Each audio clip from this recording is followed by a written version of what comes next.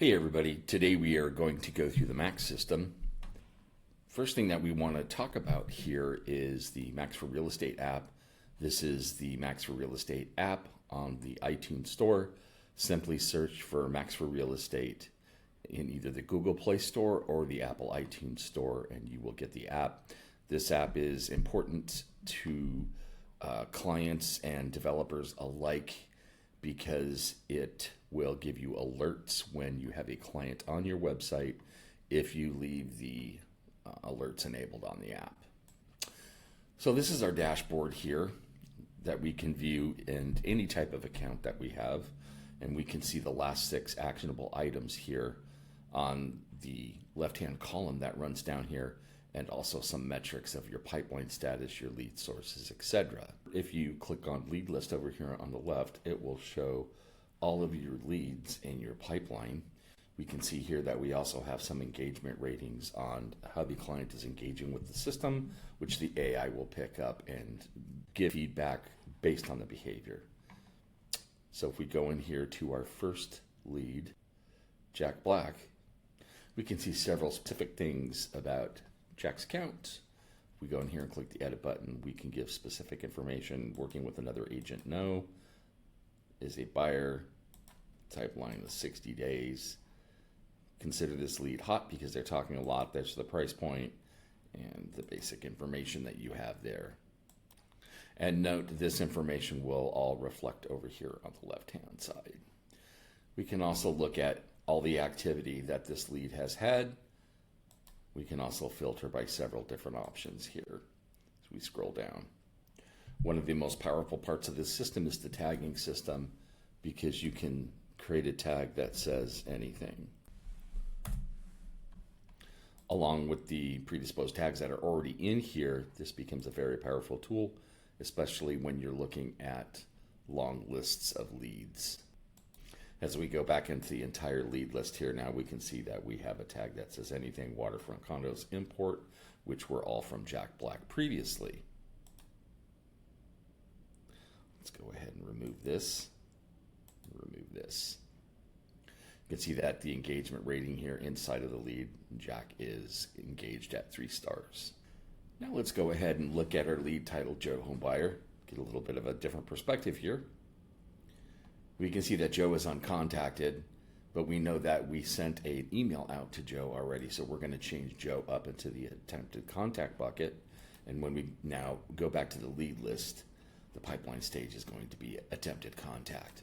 Joe Homebuyer also has a rating of 3 stars, and that all the activity that Joe has been using the system for is in here as well. If we go in here and we look at subscriptions, we can see that Joe was on the general follow-up campaign but unsubscribed per the Can-Spam Act.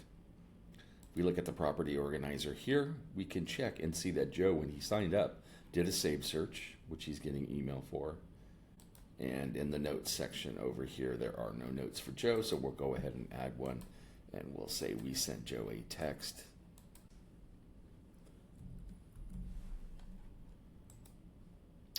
Now, when you're using the app and you do any of the 3 functions of making a phone call, sending a client a text, or an email from your mobile device, it will log the note in here with a pop-up automatically as soon as you finish, so you don't have to hunt for it.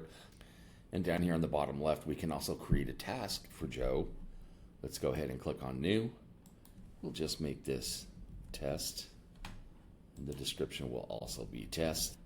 The task type here will be a callback. We'll make myself the agent. And we'll make the due date for Friday. I can also mark this as a priority. And now when we go back into the dashboard, we'll note here that there's a task for Joe Homebuyer this week. Also, if you're working with an agency, you'll have the lead profiles up here. If you're on a single agent system, this will not be available. Now let's go ahead and look at our communications area here. One of the things that our system does is it will text clients listings in real time. We've set this up here with an integration, And now we're back here into the marketing campaigns.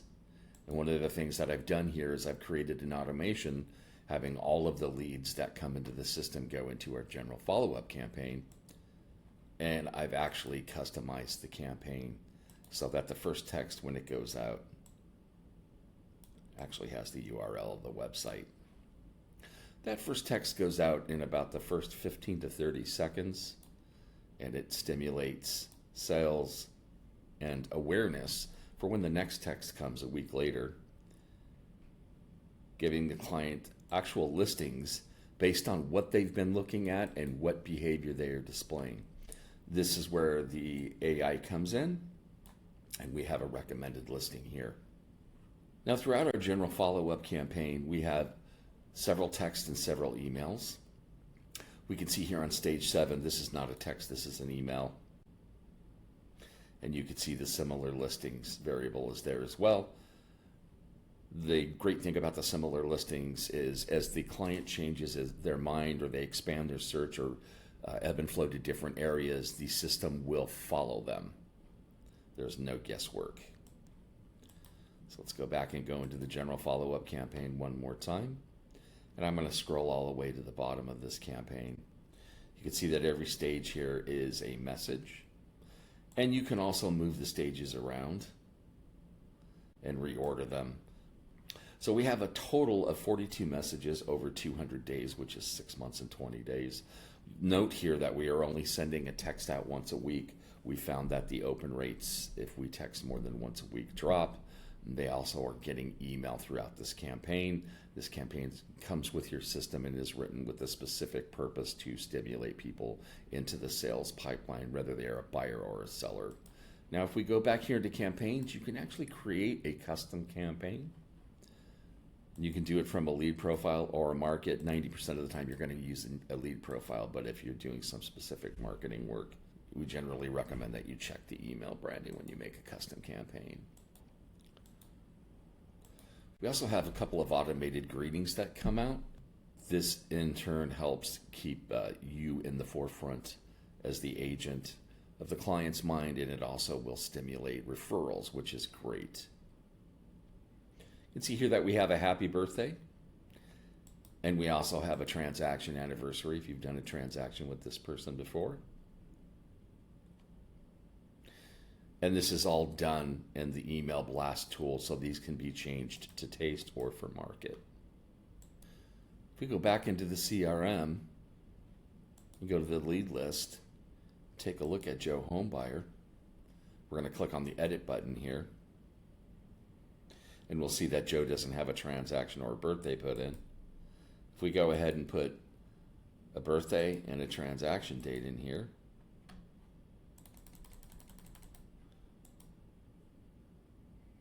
on the specified date, the client will now receive those 2 emails. Again, this is a great way to stimulate referral business. Note here that we have a setup button. This is the part of the system that sets everything up here. And I'm going to run you down this menu over here on the left. Here's the profile. If you do have a integration set up with the texting, always want to put the cell phone number in here. The MLS setup, which would have the agent ID in here, to pull featured listings. Under the website platform area, we will have the API key here. For them, if they are running a WordPress, they need to input this API key into the plugin, which will tie them to their account. In the alert and email settings, we have some specifics here about, do we want sold listings to go out through the system? And the property types area under the search settings, you will see a list of types. Now this will change from MLS to MLS, and all this part of the user interface simply does is if this, let's say the agent doesn't want to do mobile homes, if we go ahead and remove that and save that change, mobile homes will not be on the search page as a search option. If we drop down here to the localization customization, you can turn on predictive text for any field that is here. Now we do have something where you can do a custom city list, and you can see here that out of this MLS, I only have these cities listed. That way when they click on the city field in any of the search bar functions, these will come up first. The cities that you do not pick that are available in the MLS can be typed in still, but we try to focus on your market here. And this will keep a huge city list. Some MLSs have over 1,000 cities in it. It's very difficult for the end user to sift through those cities so you can give the audience what it is, the areas that you are working in. The search page has a choice of showing a map or not showing a map. If you want to have a center point specifically in the map, you can put a fully qualified address in here. This address does not show on the front end of the website anywhere. In fact, this is a Starbucks in El Dorado Hills, California, where I am centering the map. In our listing settings section here, here's where you can map view all or list all to remove the map. We recommend that you use the map. This is the property details down here where you have some specific things that you can turn on and off on the property details page, such as things like walk score or great schools, the mortgage calculator, etc. By the way, speaking of the mortgage calculator, you can custom build out anything that you want as the market ebbs and flows. You can see it's been a while since I've changed this. That was up at 6.8%. I'm going to go ahead and change that now. And you can also include some tax mortgage information and monthly insurance calculated in here as well. This is all changeable on the front end by the end user as well. So if the rates change a little bit, they'll be able to plug in any rate that they want. In the lead capture section here, we can see that this is how you set the lead strength up. And this is basically the pop-up that pops up to get people to lead generate on your website. We want to get them to sign up. I have this specific one set up to as many searches as they want. Remember, we do have an artificial intelligence backend, so every time a client does a search, we learn more about what it is that they want. I let them do as many searches as they want, but your mileage may vary. I have this set up to not lead generate right now. Normally, I would have this set up with whatever number I wanted to put in here. And you have different trigger points here as well. You have ultralight one prompt where they'll get one prompt. They can click out of the prompt and continue to look for as long as they want to. Ultralight multi-prompt, it'll give them a prompt every 3 listings. Or you can force it after light. When you use the light setting, we recommend that you have a higher number here. Down on the next part of the menu, the contact forms, we have an email alert pop-up. You can turn a pop-up on as soon as they hit the search page to try to get them to sign up. I actually have this turned on. We highly recommend that you always leave the CAPTCHA turned on so you don't get some kind of robot hitting one of your forms. And then I have phone number required on here. For the Mac system, it's going to try to collect a cell phone number so we can text them leads in real time, but you can also turn that off. Now we're back at the dashboard. I'm going to go ahead here and click on Markets.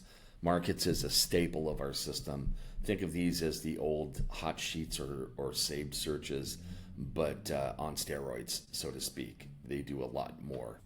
So you can see I have several markets set up in this system, but we'll go ahead and run you through how to set a market up, and it's very simple. It's the exact same page as the search page on the front end of your website. You can simply go down here and click Auburn. And now we have 74 results in Auburn.